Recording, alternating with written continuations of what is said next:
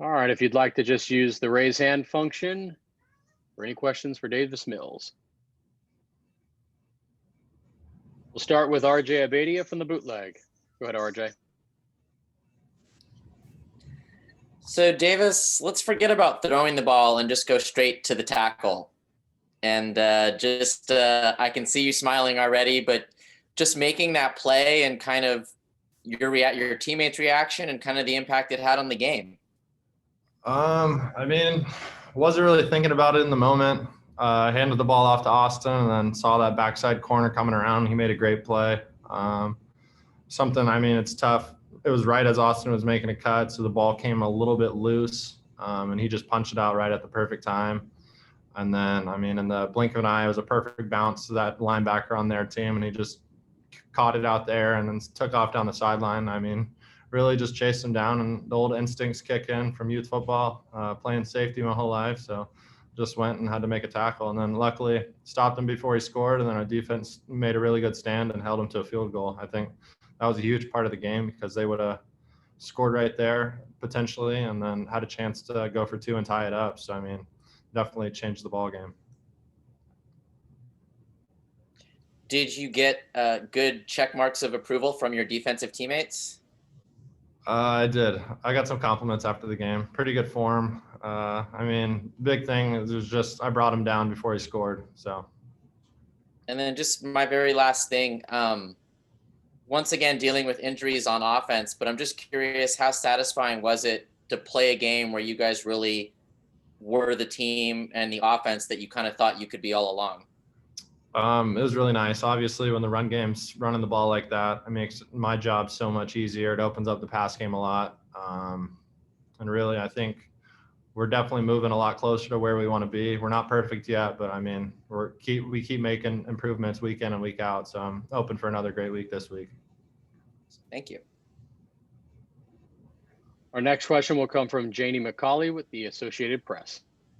Hi, Davis. Thanks for taking some time.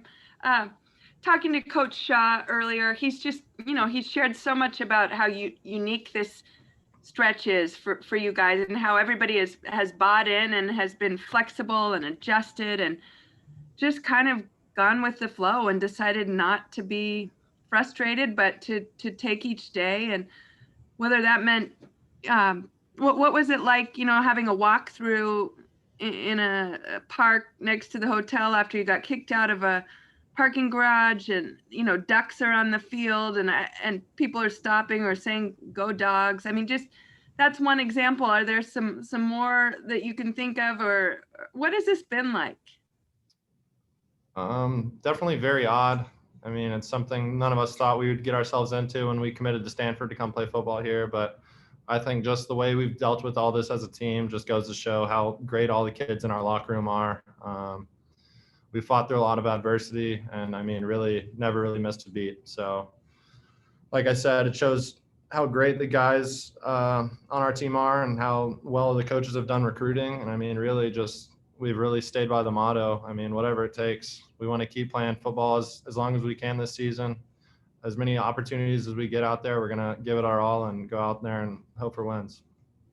And what was that like when, at first Coach Shaw sees a parking structure that looks like a good spot for a walkthrough, and you guys got started, right? How many minutes would you say you were there and then had to move to this park where you're joined by a couple dozen ducks, is what it sounded like at one point. So we were up on, I think, the third level of a parking structure near our hotel in Bellevue. We probably got through the first 5 or 10 minutes of the walkthrough, and then the security guards came up and said we were loitering or something, which, there were no cars up there. There weren't really many cars in the structure at all, like on the first 2 floors, and then none on the third. So we thought we were in a good spot, and then they came and just told us to move. So, we followed instructions, went to a local park. It was a little muddy, so some kids' shoes got some dirt on them. But other than that, we were just reacting to what the situation did. And, we got a successful walkthrough out there, obviously, because, we executed really well on Saturday. So, it all worked out. Do you feel like you're getting into a nice groove? Those first 2 weeks for you were not ideal at all. And now you've actually gotten a few games to really kind of get a feel? I think so. I think my best football is still ahead of me. Obviously, missing the first game and then only getting really one practice for the Colorado game. It's not ideal. And then just the farther we move in the season, we've started to find our identity on offense, and then we're just really going out there and being effective and efficient and moving the ball down the fields. And I mean, obviously doing what we're needed to get wins the past 2 weeks. Thank you, sir. Yep. Thank you.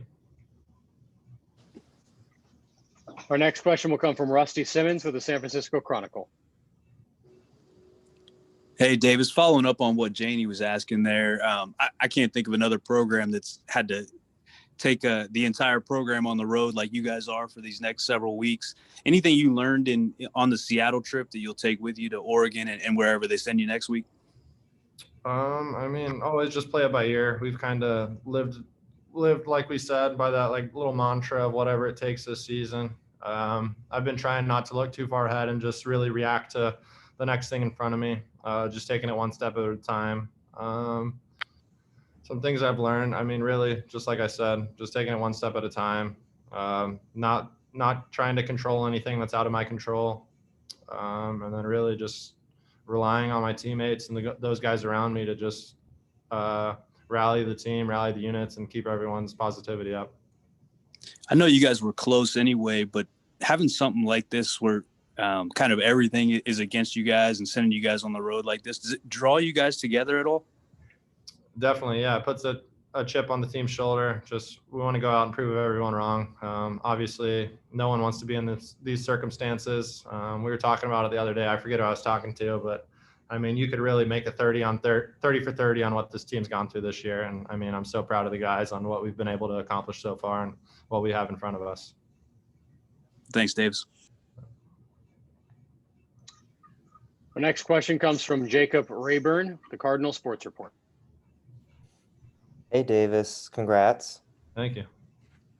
So it's likely we're going to see a lot more of John Humphreys and maybe even Colby Bauman this weekend for unfortunate reasons. You've been able to see them a lot more than us. What can you share with us about their development since they got to campus and also specifically, so far this week? So, I mean, both of them are a little different scenarios. Colby's been here for a while and is now getting some play time because some of the guys in front of him went down. And then John's one of those guys who's a freshman. And really, I mean, the first couple weeks, he's still learning the playbook. We never really got that off season or the summer workouts where he was able to kind of get mentored by the older guys and get into the playbook early. So, I mean, he's been picking it up as he goes and he's done really well so far. And then Colby, I mean, when he gets in there and gets his reps with the ones, I mean, he's explosive. It flashes from some of the stuff you saw him do in high school. I mean, it's just exciting. And I mean, they're just guys who we can add into our passing game and really just more threats out on the edge where, I mean, it keeps the defense guessing. And my last thing, when Coach Shaw this morning was talking about his conversations with you when it comes to analyzing your play and kind of his grading system for you, he says is really tough. What are your thoughts on maybe having a coach who's pretty public about saying, I expect greatness from you? I mean, that's one of the reasons I committed to come to Stanford. I wanted a coach who was going to push me and help me get to my full potential. Obviously, there's still room to grow. We've talked about it. I mean, basically, I mean, you can't be perfect, but I want to be as close as I can be to perfect. So, I mean, just going out there week in and week out, putting my head down, studying film, trying to be the best quarterback I can be out there for my team. I mean, and putting us in situations to win the game is all I can try to do. And I mean, that's what I'm trying to do. Thanks, Davis. All right. Thank you for your time, Davis. Have a good night. Thanks.